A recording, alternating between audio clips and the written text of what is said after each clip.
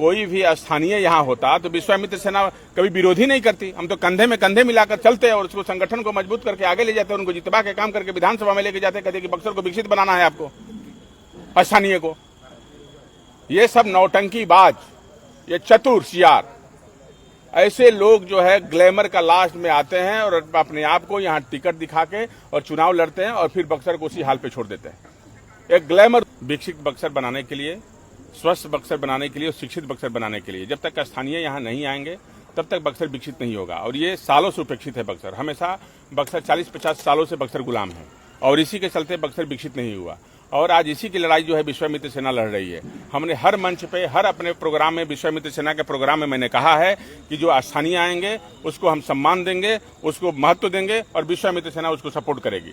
लेकिन जो भी आज कैंडिडेट जो आज घोषणा हुआ है वो बड़ा दुख हुआ है कि बाहरी जो है इसमें इस लड़ाई में फिर से, अब पहले लोकसभा में आते थे, विधानसभा में लोग आने लगे, तो अब बक्सर का सम्मान न विधानसभा में बचा है न लोकसभा में बचा है। अब बक्सर का सम्मान दोनों में नहीं बचा है। अपने आपको मुसाफिरगंज का निवासी बताते हैं। अब तो सबको मालूम है कि कौन कहाँ का रहने वाला है। यदि ऐसा होता तो हम लोग विरोध क्यों करते, पूरा बक्सर विरोध क्यों करता। आज यदि कोई भी स्थानीय यहाँ होता तो विश्वामित्र सेना कभी विरोधी नहीं करती। हम तो कंधे में कंधे मिलाकर चलते और उसको संगठन को मजबूत करके आगे ले जाते, उनको जितवा के काम करके विधानसभा में लेके जाते, कहते कि बक्सर को विकसित बनाना है आपको, स्थानीय को। ये सब नौटंकीबाज, ये चतुर सियार, ऐसे लोग जो है ग्लैमर का लास्ट में आते हैं और अपने आप को यहाँ टिकट दिखा के और चुनाव लड़ते हैं और फिर बक्सर को उसी हाल पे छोड़ देते हैं।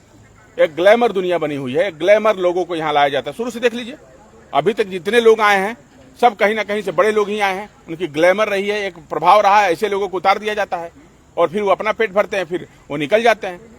कोई भी आज तक सनातन संस्कृति की कोई बात किया, कोई बक्सर विकसित का बात किया, कोई बक्सर को सम्मान दिलाने की बात किया, कोई नहीं किया।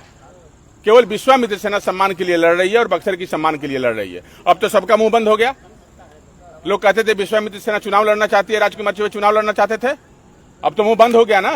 हम बार बार आप लोग पूछते थे तो मैंने हमेशा कहता था कि मुझे चुनाव नहीं लड़ना है। सैकड़ों बार हमने कहा। आज समझ में आ गया बक्सर की जनता को कि जो हमने कहा वो किया, हमको चुनाव नहीं लड़ना था। मैं इतना तो ताकतवर हूं कि आज भी नॉमिनेशन कर सकता हूं, नॉमिनेशन करके और बक्सर का चुनाव का एक अलग रूप दे सकता हूं विधानसभा का, इतनी क्षमता है। और चारों सीट पे अब जहां जहां स्थानीय जो आए हैं, जो स्थानीय उनको सपोर्ट करेगी, जो बक्सर के बाहर के उसका विरोध करेगी। हो सकता है कि हर जगह चुनाव में अपना कैंडिडेट उतार देंगे। आनंद मिश्रा का विरोध करेंगे 100% जो स्थानीय है उसका सपोर्ट करेंगे। हम नाम नहीं लेते हैं, बाहरी का विरोध करेंगे। अब इतना बड़ा संगठन हो गया, अब किसी का ऐसे लोगों का हम नाम लेते चलेंगे। एनडीए के उम्मीदवार का विरोध करेंगे आप? जो बाहरी होगा उसका विरोध करेंगे।